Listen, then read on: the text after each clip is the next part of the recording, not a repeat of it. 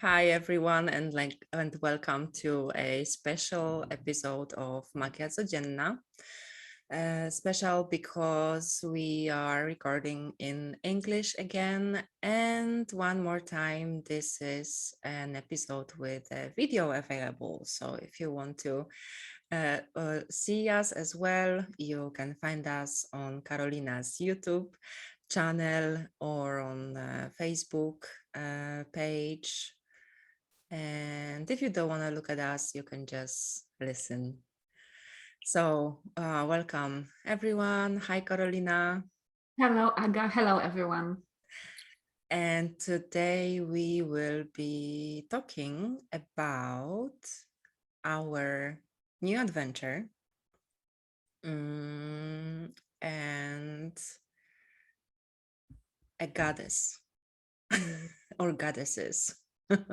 Yeah, And about our previous adventure that's just finished, because we just finished our previous program, Feed Your Magic.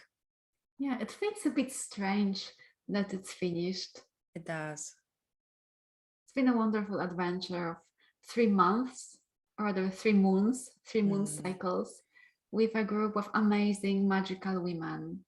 yes, it was Mm, amazingly beautiful. I loved every part of it and the magic we created together. And it still works. Hmm. And it still works because the connection between the participants, between the women, still Yes. holds. Even yesterday, I was just saying to Carolina that I received a message from one of the participants. Those of you who listened to our episode, one of the special one, again, Changes and Judgments, the one with Dani,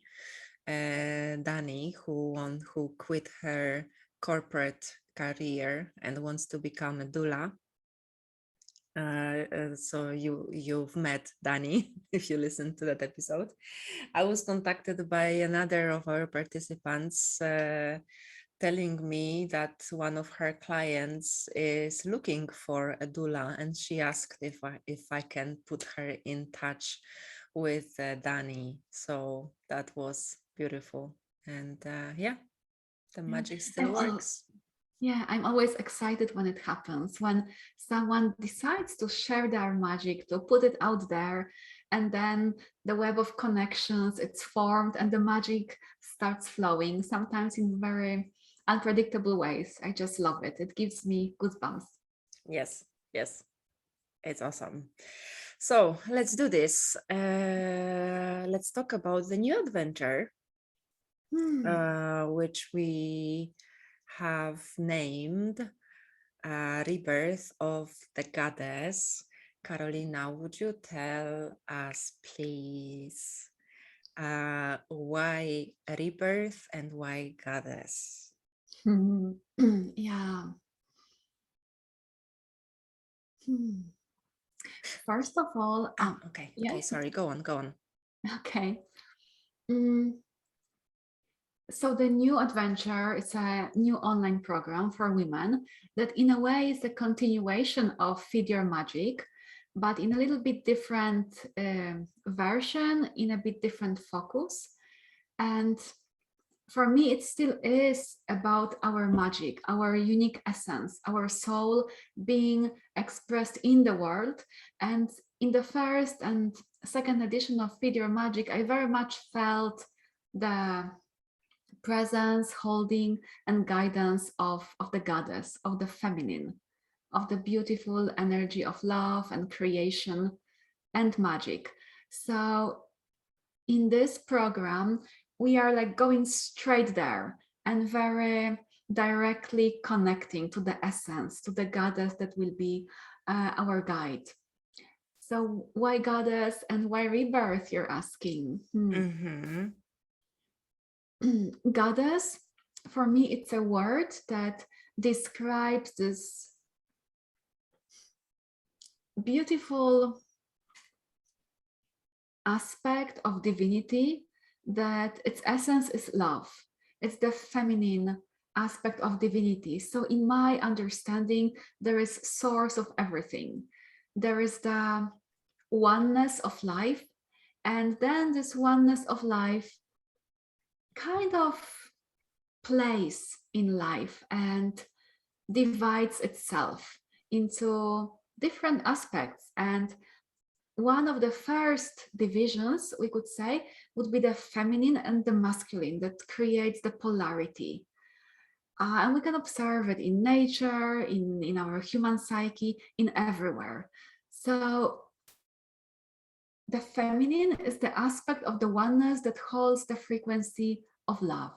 That's how I see it. Mm-hmm. And the masculine? And the masculine is, for me, the awareness, the consciousness, but also the deep, it's also love in a way, a little bit different flavor of love. It's the protection and provision for the goddess, For for me, the it's, for me, it's a little bit like a container. Mm-hmm. I love the metaphor of the feminine being the weather, Mm-hmm. you know, ever changing, all the elements, you know, and the masculine being the atmosphere, Mm-hmm. kind of. Mm-hmm. The atmosphere. And what do you mean by atmosphere? A container like ether, you know, Okay. where all the Uh-huh. elements Mm-hmm. are, you know, there. And they Mm-hmm. have this, how do you say? They are, mm, they have the allowance for full expression, Mm-hmm. you know, Mm-hmm. full expression and constant um, changes, this birth, death, rebirth cycle, Mm-hmm. the sometimes very sudden changes, like the weather can change very suddenly. But the atmosphere is able to hold it all. Mm. Yeah, when you were talking, I had this strong sense of being held.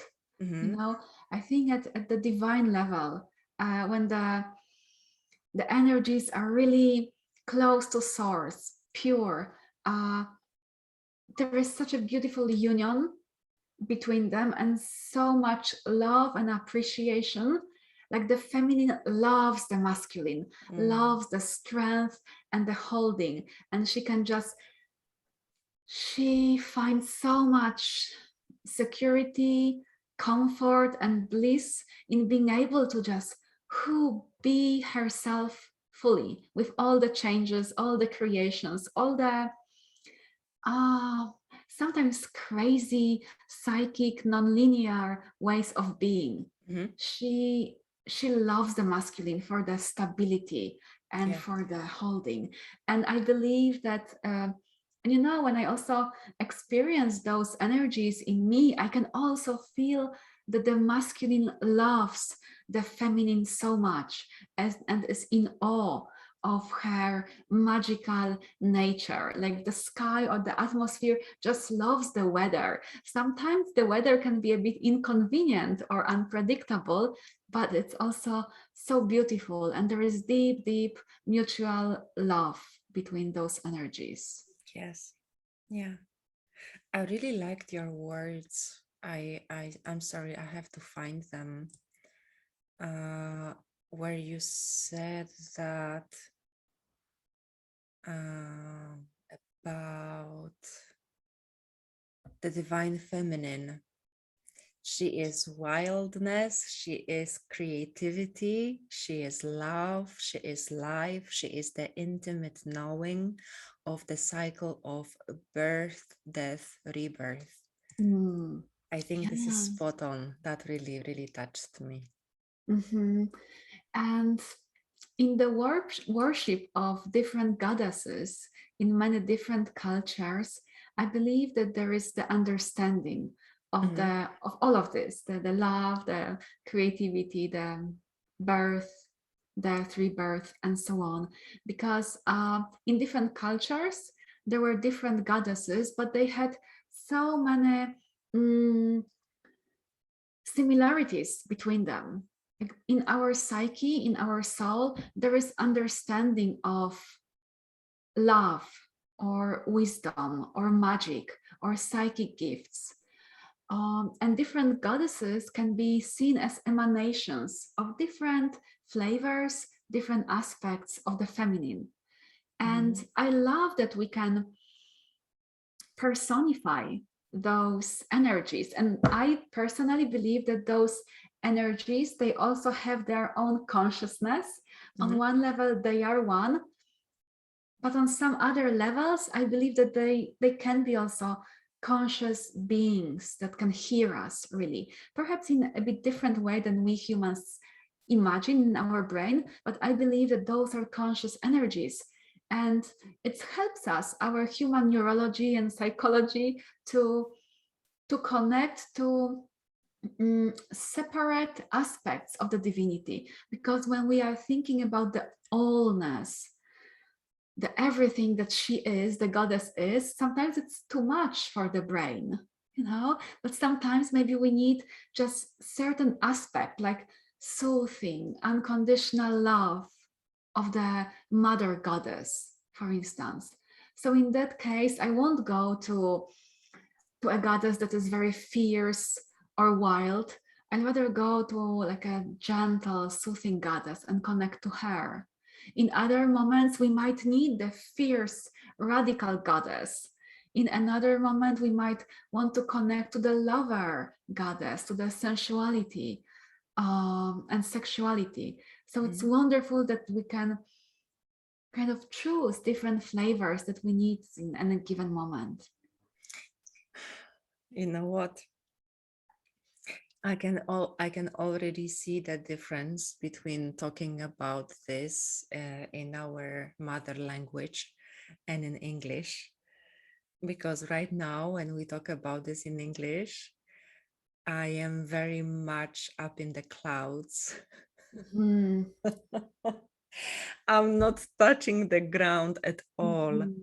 While when we were talking the day before yesterday in Polish, I was able to actually translate what I mean, what Mm. it means to me when I say goddess.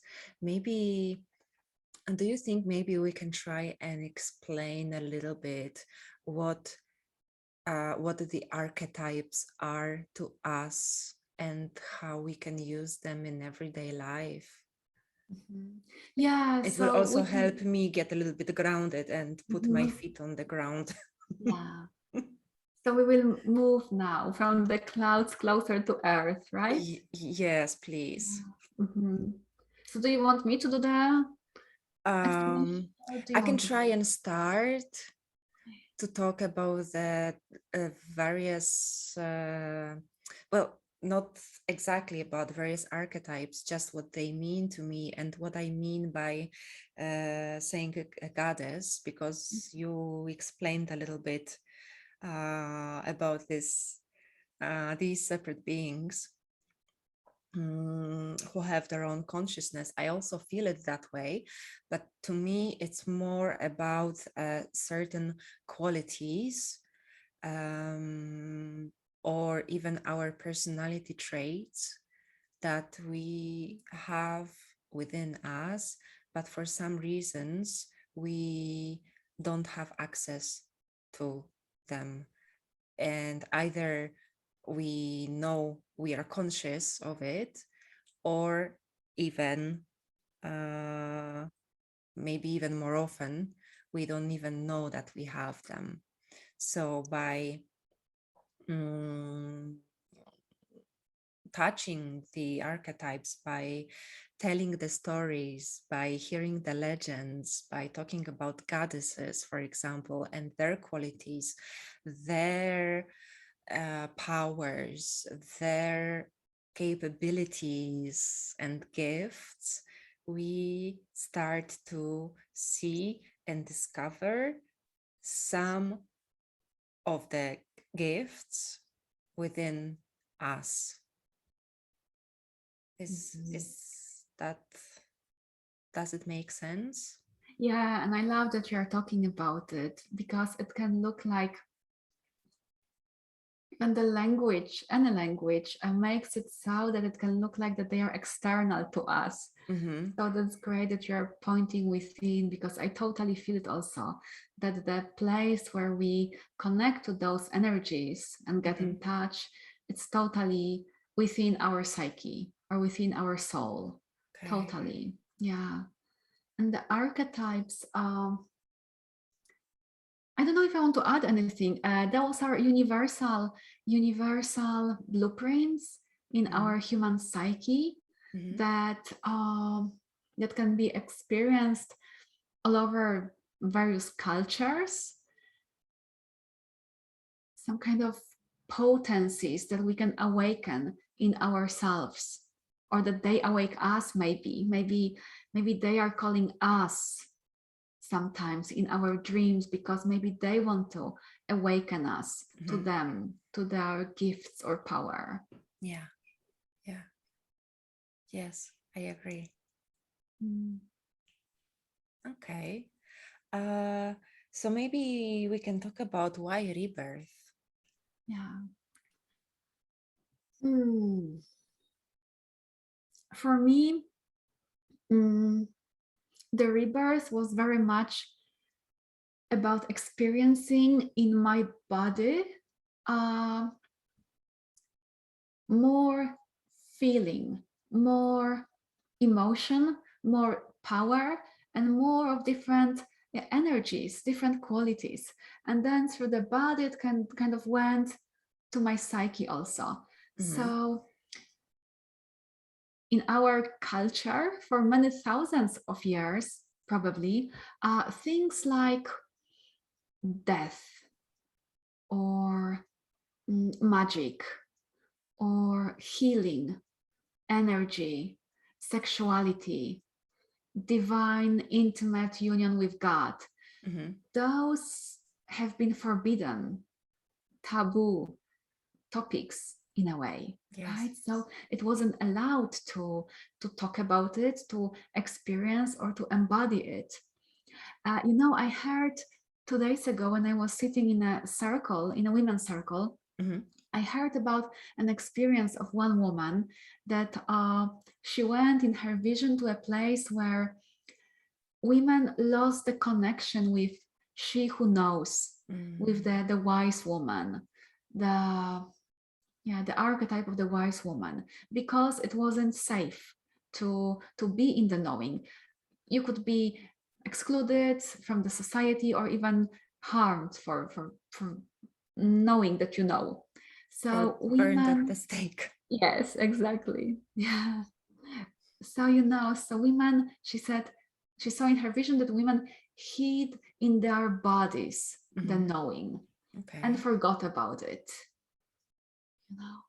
And when something so powerful like archetype or like divine energy is hidden or goes to sleep, goes underground,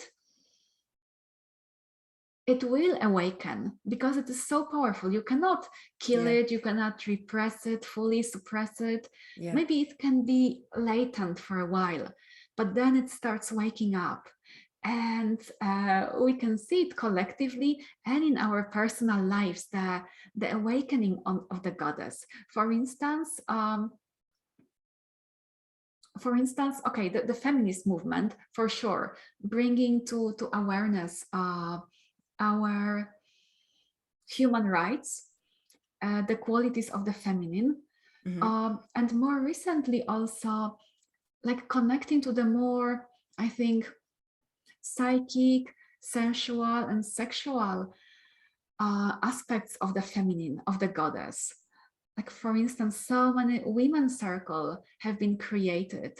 So many people, so many women, and perhaps men also, start connecting to different goddesses, like Kali, like Mary Magdalene, or other Isis, one of my beloved goddesses, Inanna, Aphrodite. Like, it's back into the conversation. It still can be maybe weird in many circles to talk about goddesses as if they were real, but it's much, much easier to find circles where we can talk about it. It is. It is. Even today, I was looking online at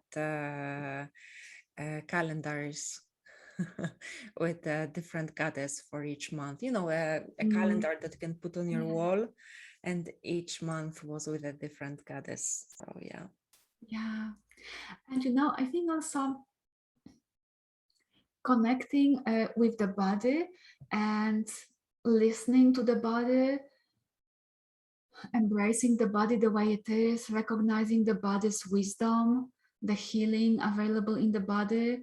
For me and many women I know, a big part of it is aligning with our natural cycles, for instance, the menstrual cycle or different cycles of the year, the cyclical nature, and just seeing the gifts in it can be also one way in which the goddess is letting us know that she is here in the body. Do you think that maybe we could give some examples of some more benefits of connecting with this divine feminine energy? Yeah, I can say about something that's been coming through to me lately a lot.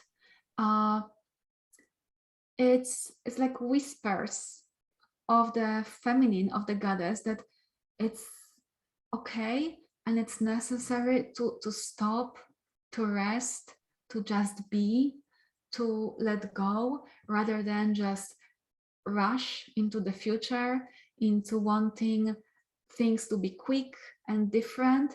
That, like, there is so much love when I can feel this in me. Like, it's like a whisper. It feels like gentle touch or whisper. It's okay to stop. It's important to stop. I feel in that moment like sense of really unconditional love for me, the way I am right now. So that's simple, something like reminders, rest, just be, you are okay. Another one that I always almost mention is intuitive dance or movement. It's also called non-linear movement. It's very simple practice. That's more like a way of connecting to it, right? Yeah. And sorry, your question was a bit different. Yeah. About the benefits. What happens when we do connect? Benefits. So yeah, listening to, for me, the big part is the intuition, right? That we reconnect and listen maybe more to the intuition, you know, and her sometimes subtle nudges, sometimes not so subtle. Yeah, so that one. Can you hear the noise on my side? No. I think we need to pause for a second. Because an alarm went on and I think it was in my place. Okay, hang on. I need to go. Yeah, sorry for the little pause. So we were talking about benefits, right? What other benefits we can think of that come from connecting or reconnecting with the divine feminine? Did you have anything else in mind, Carolo? Yes, I can see it in me and in other women when the goddess energy starts flowing in us more freely. It's a very creative energy. There is the desire to create. And what's awesome about it is that the desire will also be perfect for us, for our unique energy, for our unique personality or soul or type of being. So you cannot predict how it will manifest. For someone, it can be painting or art. I know women for whom it is melody, singing, or playing instruments. I know women for whom it is poetry or writing. It can be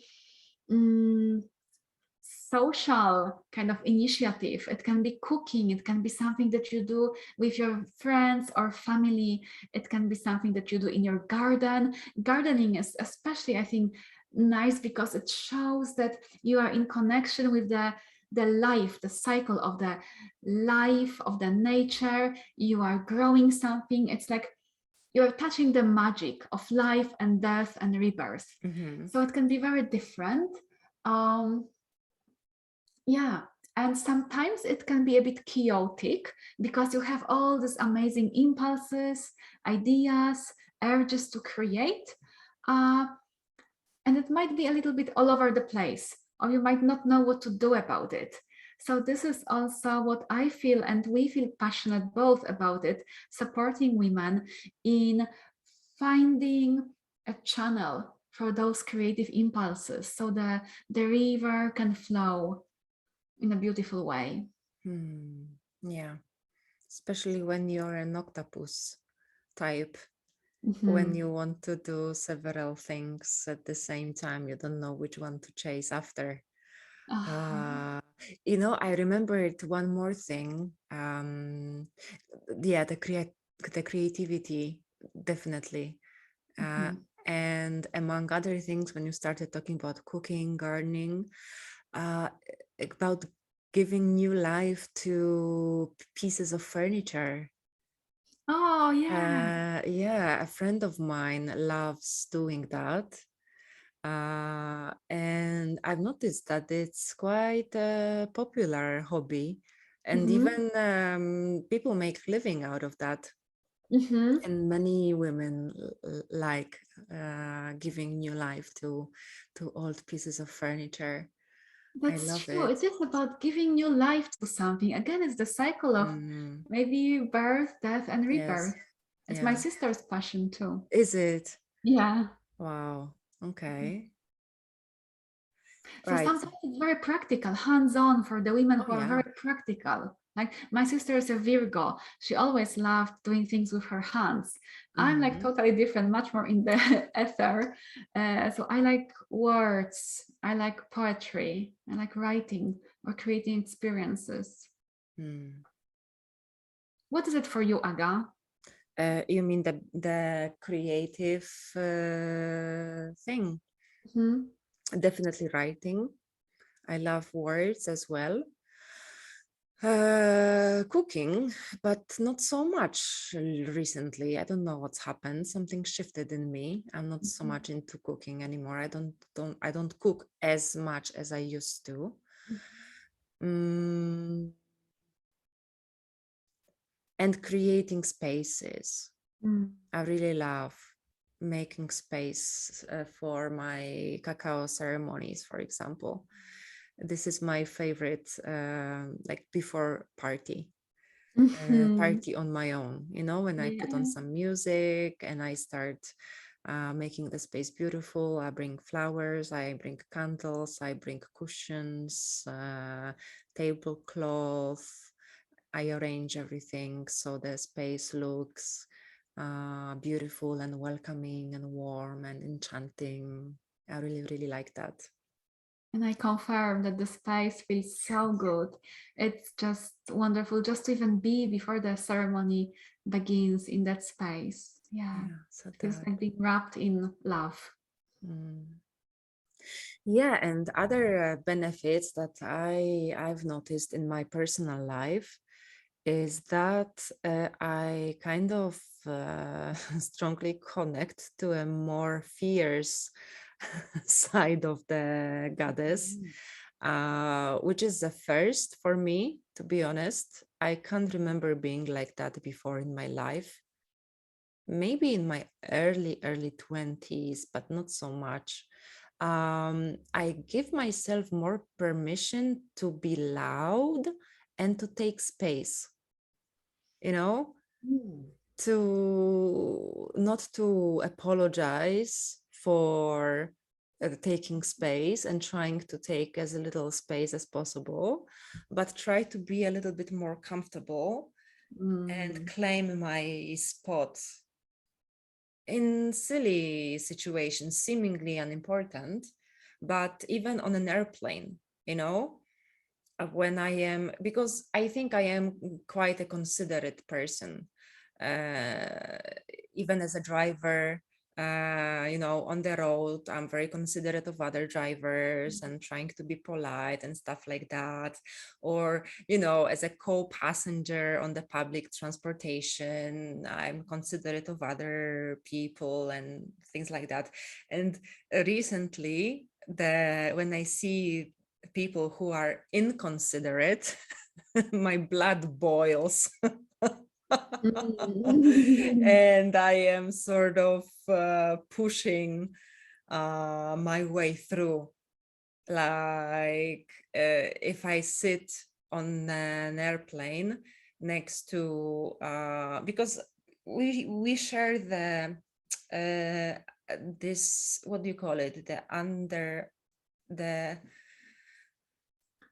arms of the armchair, this under, what do you call it? I forget. I don't know, like the one that you support your arm on in the airplane, yes? Yeah. So, you know, we share them. So I have one, you have one. I can use one, you use one. Yeah. But if you take both, and I have to sit like this, you know, squeezed in my seat, I mean, come on.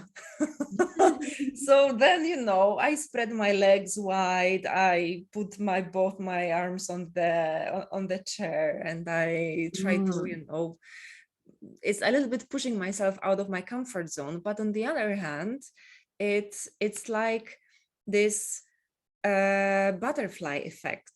You know, when I practice myself in this, it somehow correlates in other aspects of my life. And it's amazing.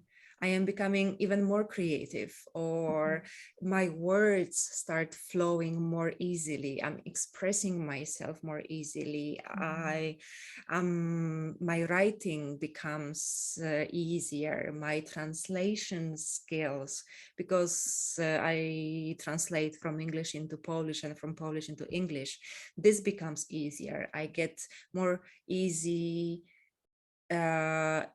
It's becoming more easy for me to get into the flow.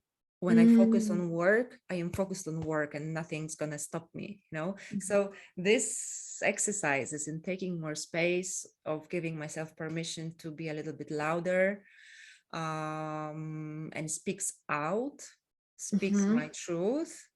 Really, I see it reflected in other aspects of life. So that's a huge one for me. I love that you're talking about it, because sometimes when we think goddess, what comes to mind to some people, it can be just a personification of beauty and love and gentleness, like Aphrodite, for instance. But there are so many different flavors of the feminine, of goddess. And some of the goddesses, it's beautifully shown in the Hindu tradition, are quite fierce. Yes, and they won't stop at nothing. So I love when you said about taking space. Just I imagine this like flow of energy that you are allowing, like wider stream of your energy to flow into the world, and it's beautiful and healing, and I absolutely love it. Thank you for saying that. So I will continue. Yeah. Keep spreading your arms and your legs wide. Yeah. I mentioned another one. Yeah. Of the benefits. It's related to intuition. It's being in communion with the invisible dimension of life. Like it can be, for instance, paying attention to symbols. For instance, you are asking yourself a question in your mind and you see a bird flying above your head, and you know what it means because you're opening this channel of the invisible knowing. So talking to the trees, to the lands, to the water, I think that the goddess opens us also to the psychic gifts. And making the right decisions. Right? So it's not only about reading the signs and writing them down in our journal or talking about them with our friends. It's making choices out of those, making decisions that are right for you, isn't it? It is, yes. Giving yourself the permission to choose what you truly want in your heart, even though it might not be a very popular choice in the world. Yeah. Totally. Because when the goddess, when the feminine is asleep, it's not fully valued also. Like you cannot see fully that there is place for those values. But when she's awake, you suddenly like another dimension opens and you know that things that you have deep in your heart, deep in your soul, like your desires, your longing, they are valid. They are also part of divinity. And there is support from her to make the new choices. Yeah. And you know what I love even more? When I get proof after proof after proof that I was freaking right. That even if, I don't know, someone didn't believe I was making the right choice or something similar, I am proving mostly to myself, because I don't care if even the other person noticed it or not, but to myself, I'm proving to myself that I was right. I did the right choice because this and that happened, or the situation turned out in the way that was beneficial for me or whatever. Nice. Yeah. So maybe we could also talk about very briefly, because I'm also aware of the time, a few ways, a few tangible ways or practices on how we can connect with the divine feminine. You mentioned intuitive dance. Yeah, this is my number one because it's very quick and it involves your whole being. So you just put a music that you like, maybe instrumental, and you just allow your body to move the way it wants to move. And very often for me, like the first need is to release some tension, some unprocessed feelings and thoughts, stress.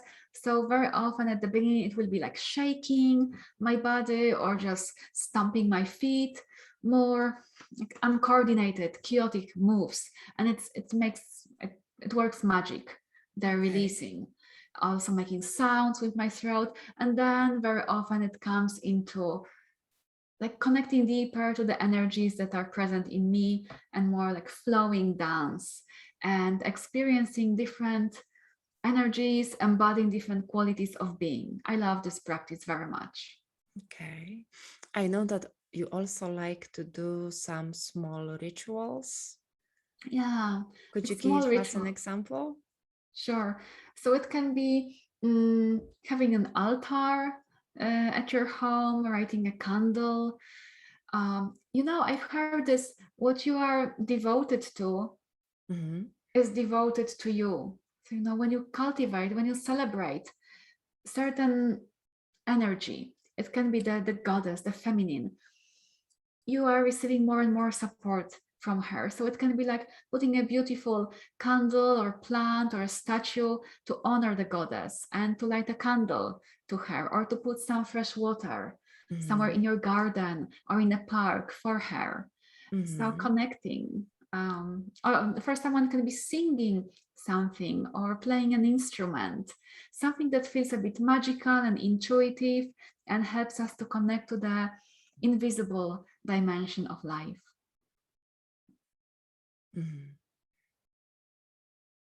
I also want to mention the practice that is very important for me. It's like connecting to the heart.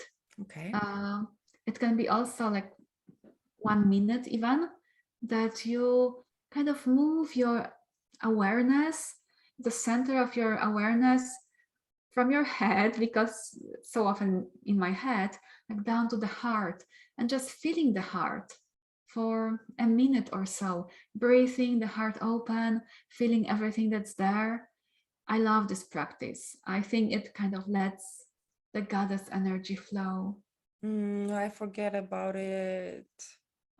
So now you are reminded. I am reminded, and I love doing it also. And I love connecting to both heart space and the womb space and the breathing there. Both at the same time, right? Mm. I love it too. Yeah. Do you want to mention a couple of your ways of Mm. connecting, awakening the goddess? Well, for me, the big one is Mama Cacao, connecting with the, well, probably plant medicines in general. I think they are, most of them have a sort of a feminine energy about them. I'm not sure, maybe because they come from Mother Earth, from Gaia, but definitely chocolate, cacao. This heart plant medicine is a big one for me. Definitely meditation, like shamanic journeying. And recently I found that I actually, when because I have my own drum, right? I use drumming. I use shamanic drumming when I do the meditations for others and for myself sometimes, more for others, to be honest. And I actually miss it. I miss the drumming. So I have to take the drum in my hand and to play it even for a minute or so to feel connected to it. So this primitive instrument, very much connects me to myself, and I need this like a daily reminder Uh-huh. that I thought you'd say daily drug. yeah, daily drug as well. Yes. A healthy one. And also connecting to other women. That's another way of, for me, of connecting to the divine, to the feminine wisdom. Talking to you, talking to my other friends, exchanging ideas, feelings, insights, emotions, not just a daily, update or the gossip or what we've done during the day. That's the least important thing. We are mostly exchanging ideas and what's happening inside of us. So that's also a powerful one for me. So perhaps it's a good place to mention about our women's circles and other aspects of our upcoming program. What do you think? Absolutely. Yeah, I love what you said about the connection with other women. It's definitely where magic happens and where we can see ourselves reflected in others, and we can sometimes maybe hear our own wisdom in the words of another woman or in her eyes. And that's how, I don't know, the magic flows. Sometimes even in her face expression, in her facial expression, Yeah. Or in the silence also. Yes. Yeah. And it unfolds. It's totally unpredictable. And I love it about it. That it, I mean, I've experienced it a few times, but every time the magic of the women's circle, it unfolds in a completely unpredictable way, and it's like it blows my mind. It always exceeds my expectations, even though even if I think I don't have any expectations, it manages to exceed my expectations, and I'm like blown away. But wow, it went to such a extent. Yeah. And also, I love that in Women's Circle, we we often touch both the very mundane, we can share our joys and pains, like about, I don't know, relationships with our kids or loved ones or parents, or about our work, some struggles, about relationships, something very mundane. Yes. And also in the same space, we can share like deep visions that we perhaps received in a meditation or in a shamanic journey, and it all somehow flows together. Sometimes the vision can support us in solving a very everyday life problem, or I don't know, there is magic in it, that there is place for everything. Yeah. Very Yeah. spiritual, very deep, and very like Every day. ordinary. Yeah. Absolutely. And I always think that these things, they shouldn't surprise us anymore, but they still do. And can you explain to me how it happens that every time a group gathers for a workshop, for a women's circle, for whatever it is, an online program, it is the perfect group? Yes, it I really mean, is. what the Mhm. hell? How Yeah. does that happen? What kind of sorcery is that? Yeah, it's the invisible workings, I believe, Yes. of the spirit of the goddess. Yeah. Yeah. So, I'm so much looking forward to this program because I know it's going to be amazing. Mm. And the groups that will gather will be meant for one another. I mean, the Mhm. women, who will Yeah. gather, they will be just perfect. Yeah, that's wonderful.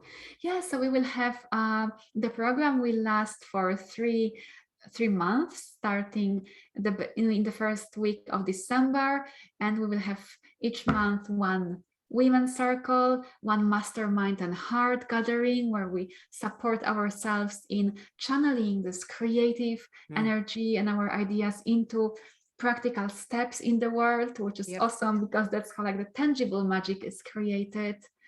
And every month we will have also a shamanic journey guided by you, and 1 week for integration, which is also super important, and possibility of individual sessions with us during the week of integration, plus a lot of juicy bonuses and Facebook group. So it's going to be really rich and delicious. hmm So we will be posting more and more details very soon. There will be links available everywhere. We will be jumping out of your fridge in the hope that you will join us, because I can well actually I can testify as a participant, because I participated in the first edition of the Feed Your Magic program, right? And that definitely changed my life upside down. Mm. 180 degrees. I mean, could you Remember? imagine? Even a year ago, I would have told you that's impossible what I'm doing Mhm. now. Yeah. And do you remember, I think in the first edition of Feed Your Magic, when you were as a participant, Mhm. it was the first time when you shared a shamanic workshop online, right, Yes. in a group. And now imagine how many people you impacted Yeah. with live and online shamanic journeys and ceremonies. Yeah. It's been like you allowed yourself to open to the flow of your magic, and it's flowing in such amazing ways. It's true. It was the very first time I Our animal it was. I had the courage to do it in front of a camera. And I yeah, and I think that this program is great for women also who know that they have gifts. They might be already aware of the gifts, creative gifts or any other types of gifts, or they might sense that they have the gifts that they haven't fully seen yet and they need support and also like gentle nudges, to express, because we cannot just be in our head and figure it all out what we want to do and create in our lives. It happens in the organic process of expressing and sharing, and it's very scary to do it like in isolation and on your own. But the support of a circle, of a group, of your coach, it can be all what it takes, actually. Yep. Or we will just push you off the cliff and you will go flying. Yeah. No, we won't. Or maybe we will. You are wicked. Okay, I think this is a good time to finish this episode before I go further. Before we go further. So thank you very much, Carolina, for this. Thank you, Agnieszka.